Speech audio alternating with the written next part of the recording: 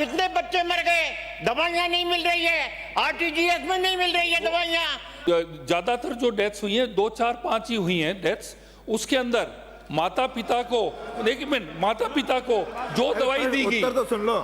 ये कई जगह ब्लैकलिस्ट हो चुकी है और जो गड़बड़ी है इसके प्रॉपर है, जो बैच जो आया है वो बैच जो मध्य प्रदेश भी गया है, यहां भी गया है, उसके अंदर ये सारी गड़बड़ी हुई। आधी नहीं पूरी वीडियो देखे, यहां नीचे क्लिक करें।